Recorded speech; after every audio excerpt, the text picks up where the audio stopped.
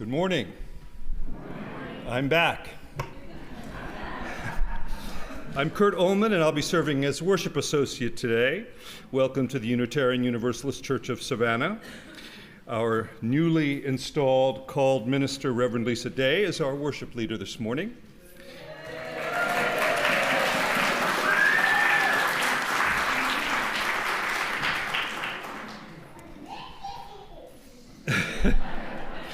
Our worship, religious education, and covenant group theme for October is the practice of deep listening. Here at the UU Church of Savannah, we're working to build a diverse, multicultural, and beloved community. We celebrate the presence and participation of people of all races, genders, sexual orientations, abilities, and ethnic and national origins. We warmly welcome you on YouTube and here in the sanctuary, believers, non-believers, and wild ones. If you're visiting with us this morning and would like to introduce yourself, please rise or raise your hand, and Rob will bring a microphone. Are there any visitors on this side? I'll be Rob this morning. Oh, interesting. Hi, I'm Kathy, Lisa's sister, and we have her good friend Emily, my mother Karma, and my husband Chuck. Welcome. Good to see you again. Anyone else over here? Anyone on this side?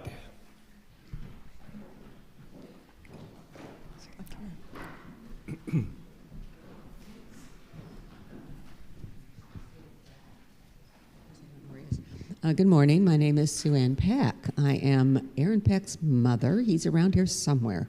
I came with him early. I live in New York now. Welcome.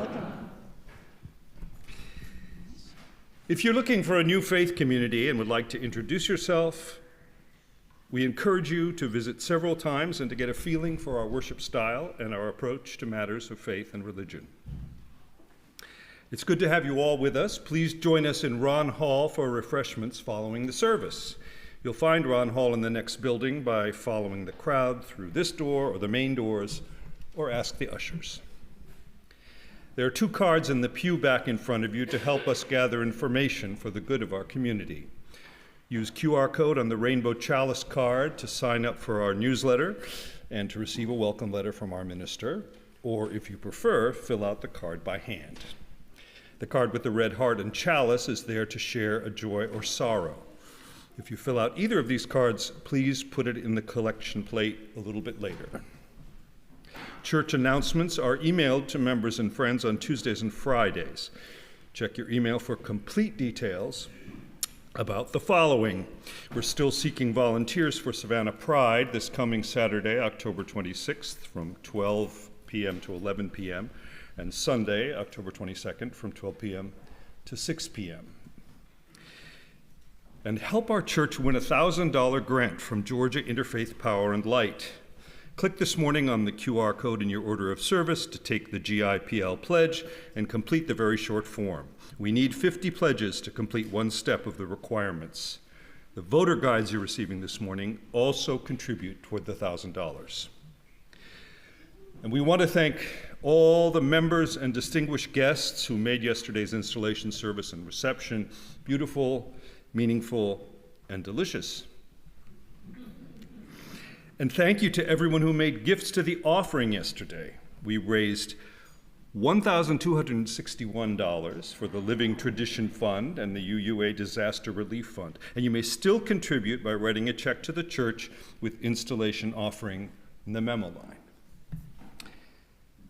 And now, with the lighting of our chalice, symbol of our Unitarian Universalist faith, we enter into sacred time.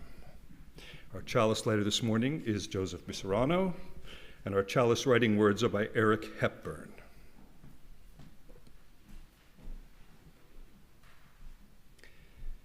We light this flame to remind us love is the center. As we grow and connect, mature and deepen, love remains the center.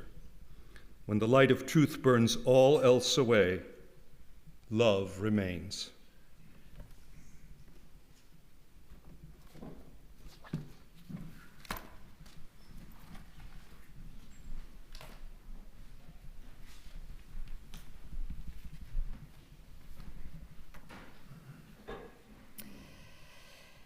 The most basic and powerful way to connect is to listen. Somewhere we know that without silence, words lose their meaning, that without listening, speaking no longer heals.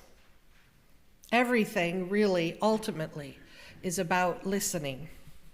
And so we come into this time, these pews, these living rooms and kitchens and other places of worship, into this faith community longing to be listened to, seeking meaning and healing, opening ears and hearts to just listen to all that with which we would connect: companion, self, eternity, God. Let us worship together. Our opening hymn is number 112 in the gray hymnal. Do you hear? Please rise in body or in spirit.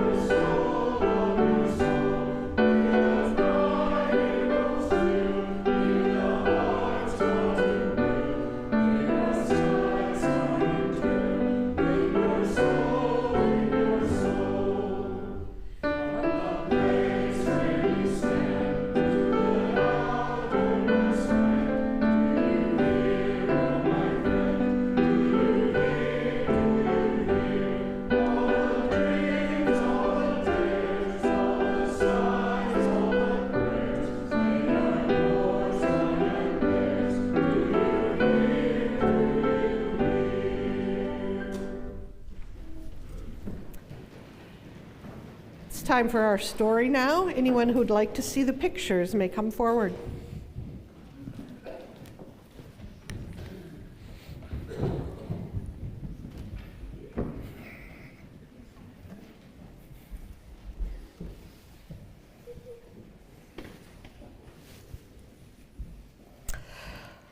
Our story this morning is called Something from Nothing.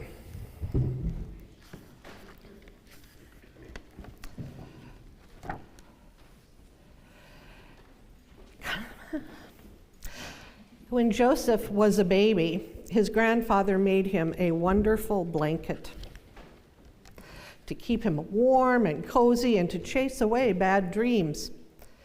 But as Joseph grew older, the wonderful blanket grew older too. One day his mother said to him, "Joseph, look at your blanket. It's frazzled, it's worn, it's unsightly, it's torn. It's time to throw it out." "Grandpa can fix it," Joseph said. Joseph's grandfather took the blanket and turned it round and round. He said, as his scissors went snip, snip, snip, and his needle flew in and out and in and out. "There's just enough material here to make a wonderful jacket." Joseph put on the wonderful jacket and went outside to play. But as Joseph grew older, the wonderful jacket grew older too. One day his mother said to him, "Joseph, look at your jacket. It's shrunken and small, doesn't fit you at all. It's time to throw it out." "Grandpa can fix it," Joseph said. Joseph's grandfather took the jacket and turned it round and round. He said, as his scissors went snip, snip, snip, and his needle flew in and out and in and out. "There's just enough material here to make a wonderful vest." Joseph wore the wonderful vest to school the very next day. But as Joseph grew older, the wonderful vest grew older too. One day his mother said to him, "Joseph, look at your vest. It's spotted with glue and there's paint on it too. It's time to throw it out." "Grandpa can fix it," Joseph said. Joseph's grandfather took the vest and turned it round and round. He said, as his scissors went snip, snip, snip, and his needle flew in and out and in and out. "There's just enough material here to make a wonderful tie." Joseph wore the wonderful tie to his grandparents' house every Friday. But as Joseph grew older, his wonderful tie grew older too.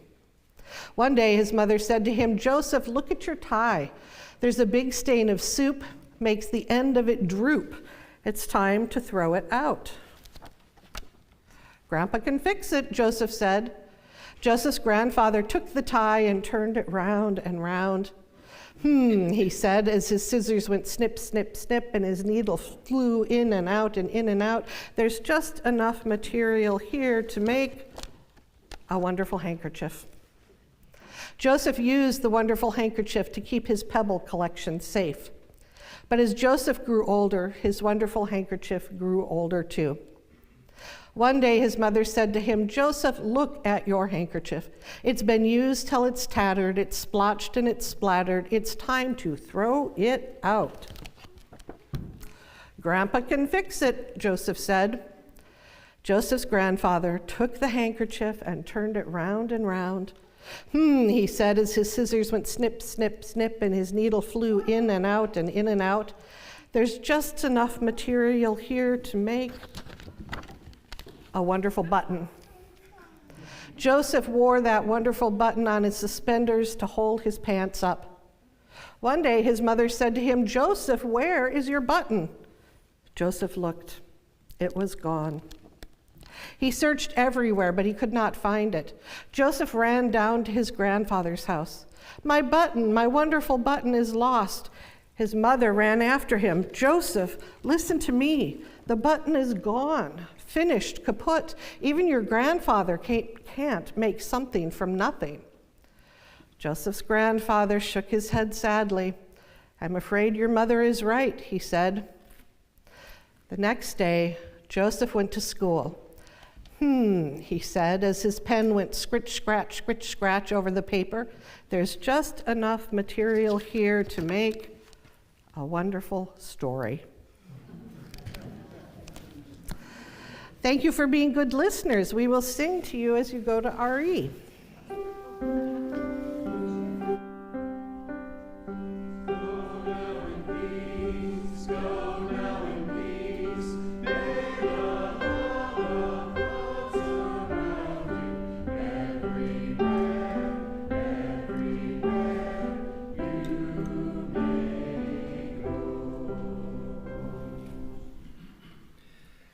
The offering we take each Sunday is an opportunity to recommit to this place and to these people. It is as much a ritual as singing together, lighting the chalice, or reciting our unison affirmation. It is a reminder of that form of love we call generosity. It is how we show that we believe it is important to worship together, to help our community, and to say yes to the values of our faith.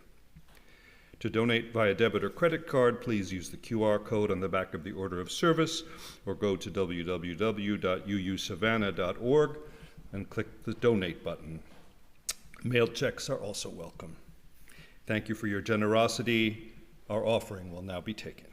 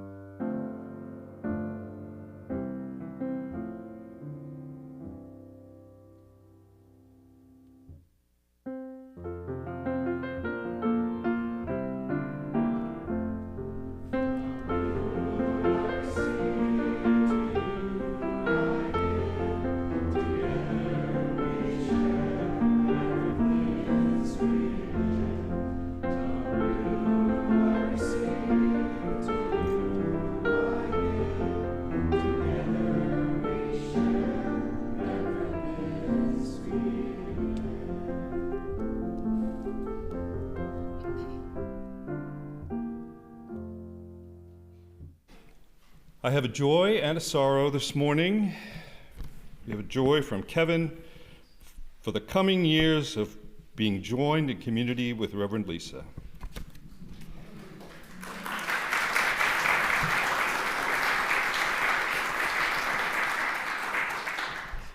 And a sorrow, we hold in our hearts the families and friends of the victims of the dock collapse on Sapelo Island yesterday.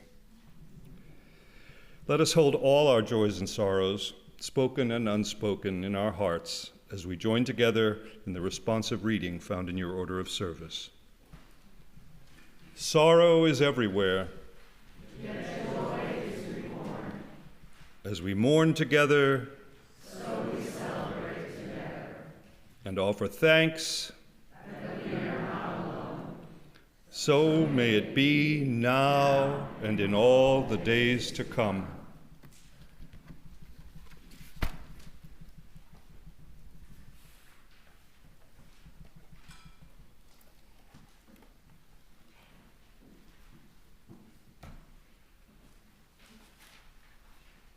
We're rearranging the order of service. But we're a little slow with it.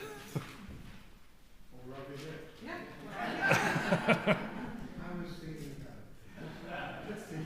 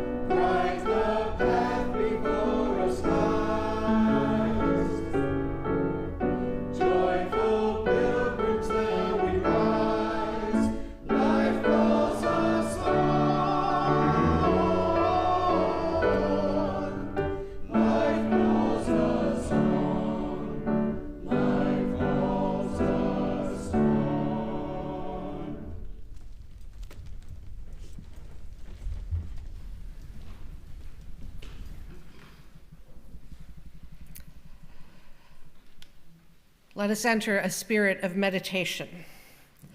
The words of meditation this morning are from Howard Thurman. How good it is to center down, to sit quietly and see oneself pass by. The streets of our minds seethe with endless traffic.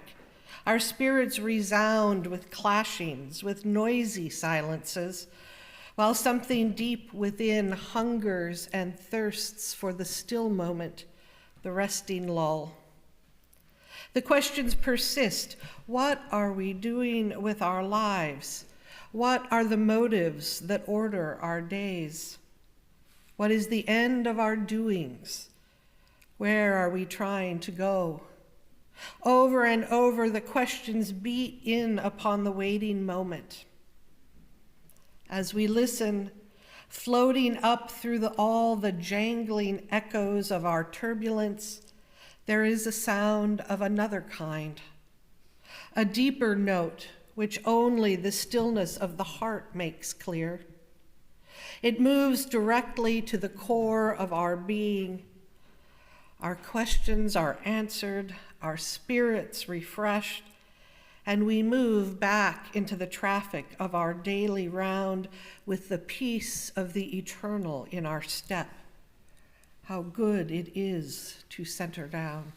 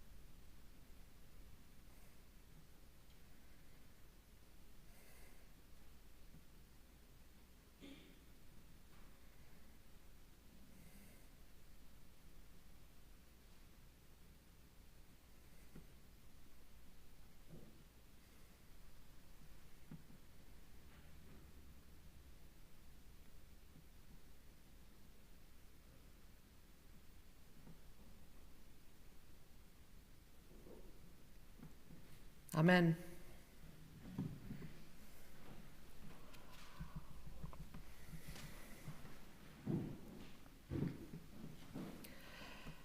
Our first brief reading this morning by Michelle Thaler, who just recently retired after 27 years at NASA. She was assistant director for the science communication at NASA's Goddard Space Flight Center. She writes, "The human mind is all about connections. A single neutron, thought, or fact makes no sense. It's the links and underlying maps we create that allow us to parse reality. Thousands of years ago, perhaps around a campfire, early storytellers must have discovered the previously hidden power of the human mind. Today, we latch onto stories as if our brains are hungry for them. They allow us to organize knowledge and pass it on to others.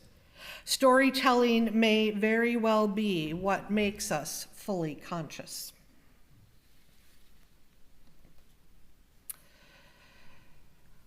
And an old tale retold by Noah Baum. It is told that in every generation there are times when hope threatens to leave this world. At such times, the Baal Shem Tov, the great Jewish mystic, would go into a secret place in the forest. There he would light a special fire and say a holy prayer, speaking the long-forgotten, most sacred name of God. The danger was averted and hope stayed alive. In later times, when disaster threatened, Magid of Mezrich, his disciple, would go to the same place in the forest and say, Rabbono Shel Olam, Master of the universe, I do not know how to light the fire, but I can say the prayer. Still later, his disciple, Moshe Leb of Sazov, would go to the same place in the forest and say, Rabbono Shel Olam, Master of the universe, I do not know how to light the fire or say the prayer, but I found my way to this place, and that must be enough. And it was. Hope stayed alive. And later, when Israel of Razin needed intervention from heaven, he sat in his chair with his head in his hands and said, Rabbono Shel Olam, Master of the universe, I no longer know how to light the fire nor how to say the prayer. I can't even find my way to that place, but I can tell the story, and that must be enough. And it was, and it still is. As long as stories are told, hope stays in the world. Here in the readings.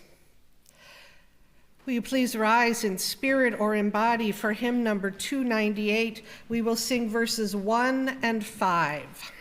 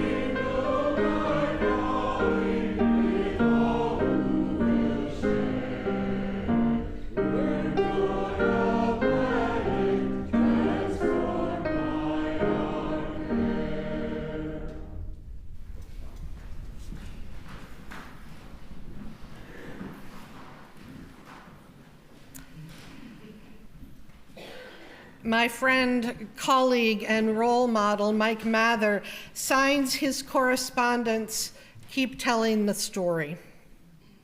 Since he always writes the story, not a story, I think he must have a particular story in mind, though I've never known him to specify one. Still, based on what I know of him and his ministry, the work we did together when we both served churches in South Bend, Indiana, the Facebook-based conversations we've had in subsequent years, and the book he wrote a few years back. Based on all this, I feel pretty confident suggesting what story he wants the person or persons on the other end of his correspondence to keep on telling.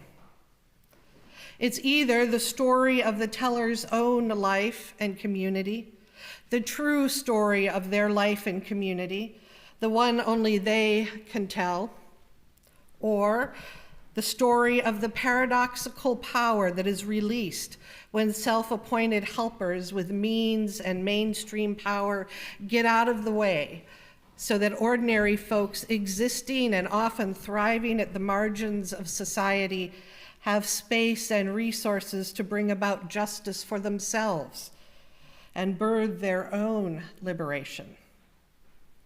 Or the story about the good news Jesus taught as it shows up in neighborhoods today. Or probably all three of these stories simultaneously, because really, though the settings, characters, and a few of the details are different, these three stories are one story.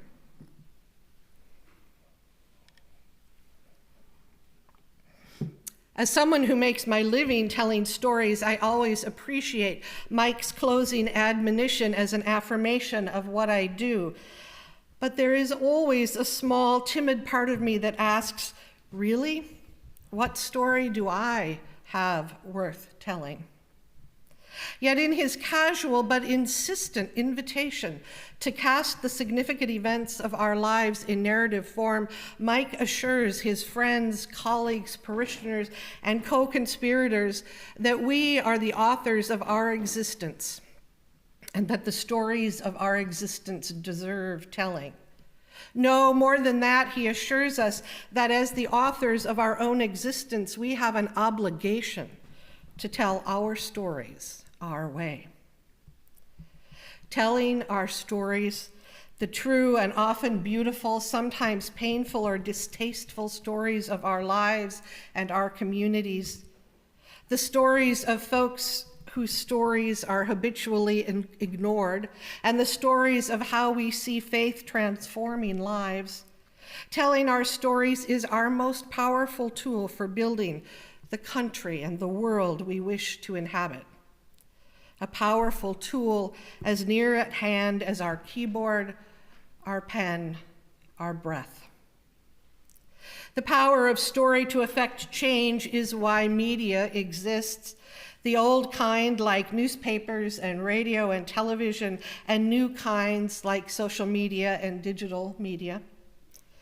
The power of stories is why film exists, why libraries exist. It is the reason for signs and bullhorns at rallies and protests and demonstrations so that people can tell their stories, if only in a handful of carefully chosen words. It is also why powerful people want to control the media and libraries and suppress rallies, protests, and demonstrations.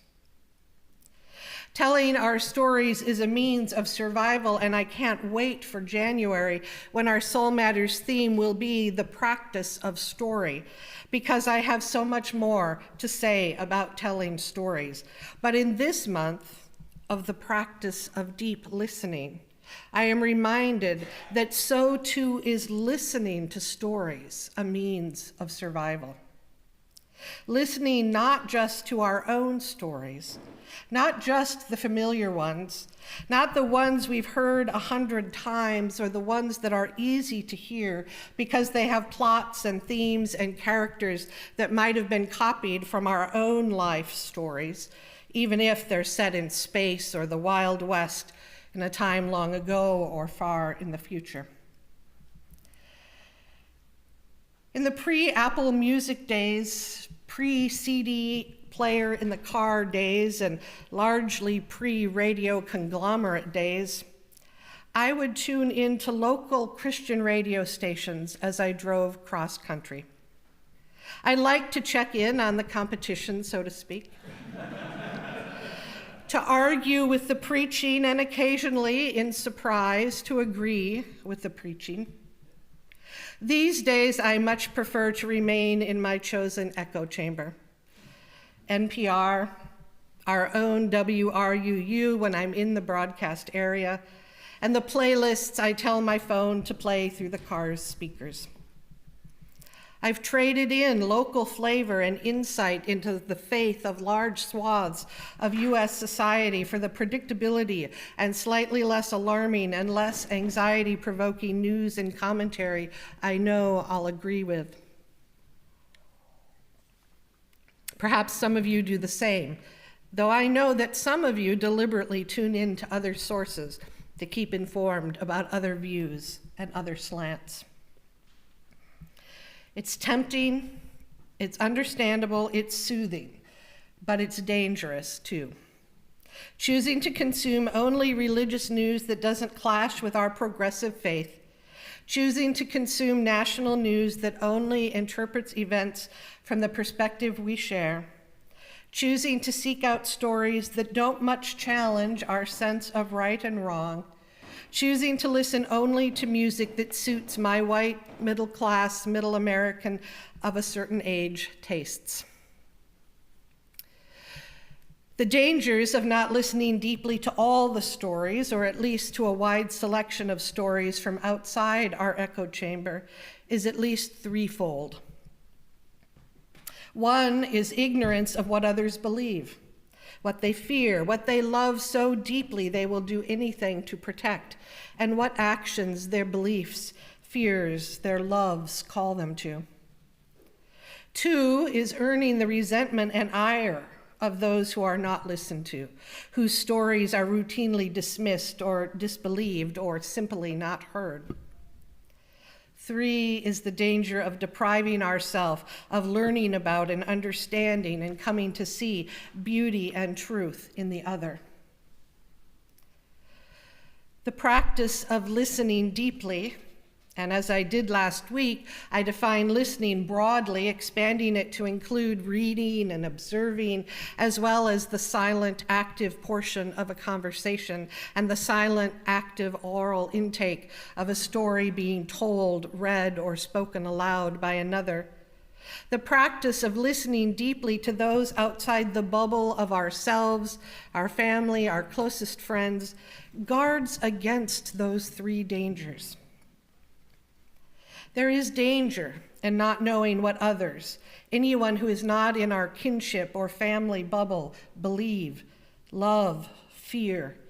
Because without knowing these things, we, especially if we have power and privilege, are apt to deprive them of the things they need to feel safe and secure. Not intentionally, always, in fact, probably mostly unintentionally. But intentional or unintentional, through malice or misunderstanding or a carelessness born of ignorance, the effect is the same. Person, family, a community, a segment of society left without not only safety and security, but probably also without the things that make life meaningful and joyful. And our part in causing that situation brings us out of alignment with our values of interdependence, equity, generosity, and especially love. In this regard, failing to listen deeply endangers those we don't listen to and endangers us by eroding our integrity. The second danger, earning the resentment and ire of those we fail to listen deeply to, the other, those outside our bubble. This second danger is obviously closely related to the first. If a person or group's beliefs, values, and fears are unknown, they are likely to feel unsafe, and if they feel unheard and unsafe long enough, resentment and ire are sure to build. We see it in family life. We see it on the international stage. We see it at every level in between. We remember it happening throughout history.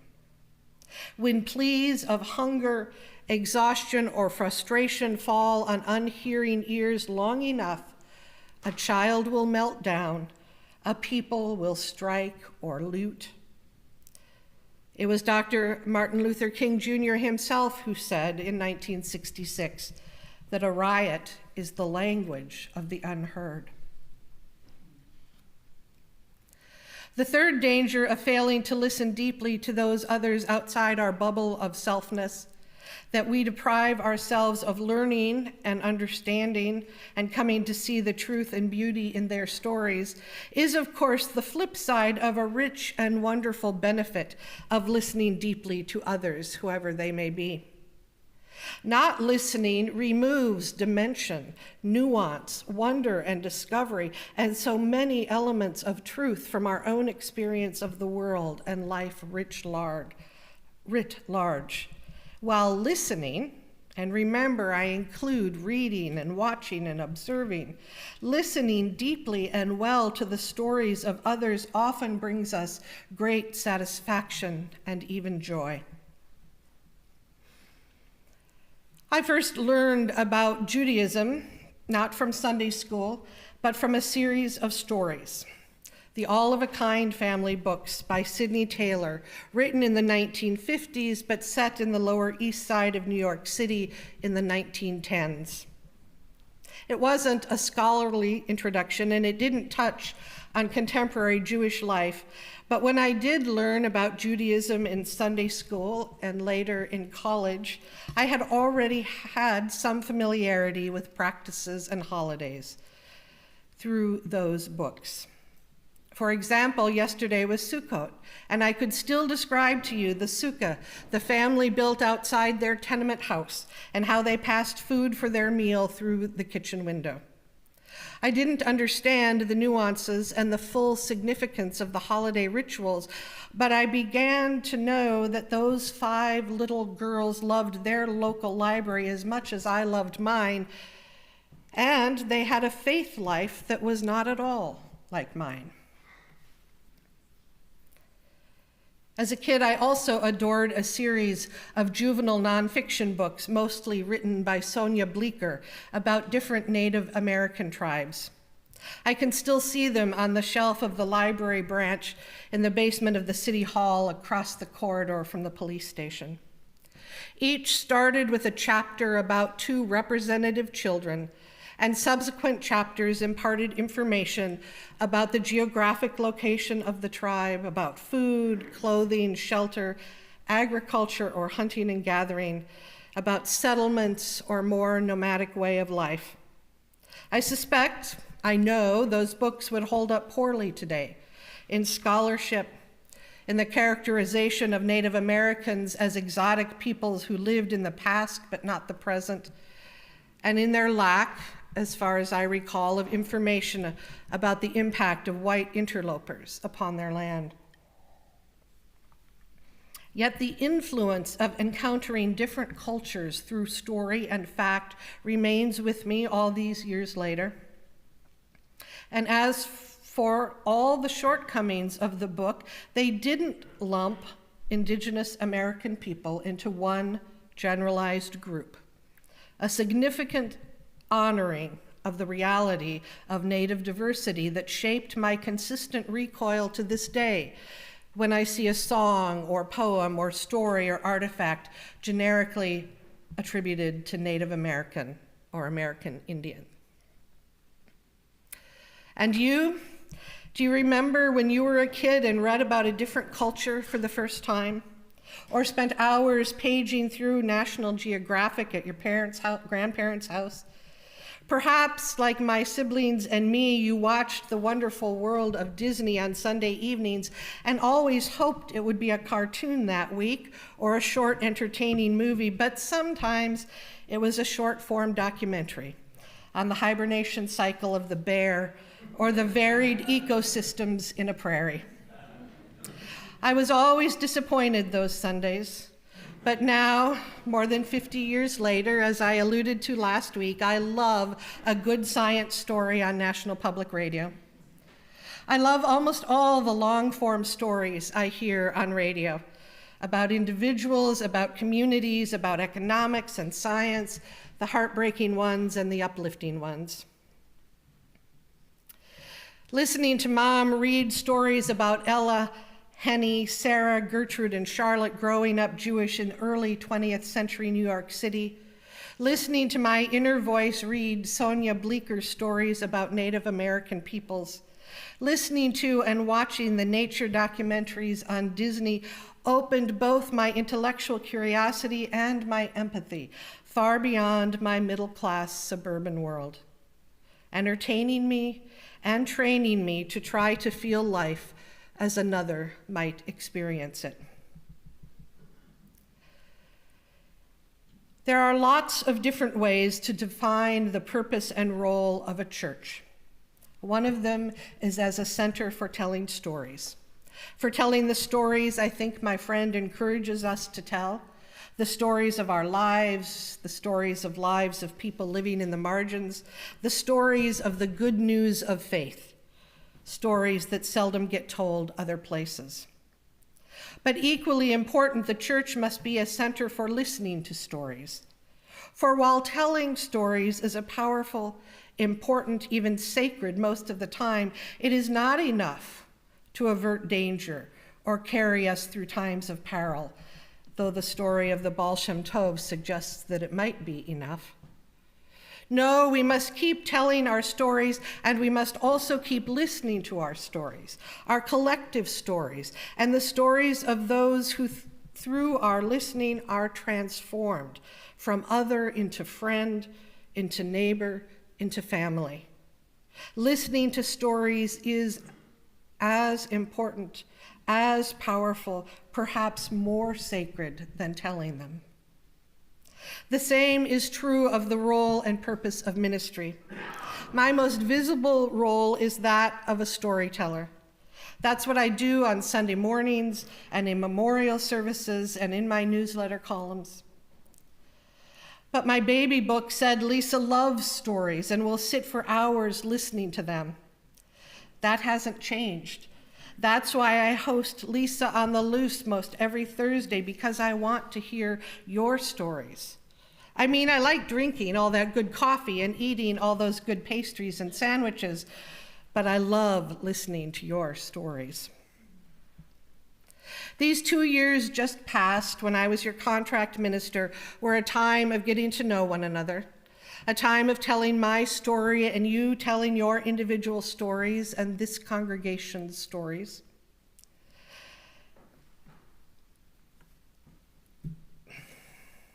They were, of course, also a time of listening to the stories of the other party.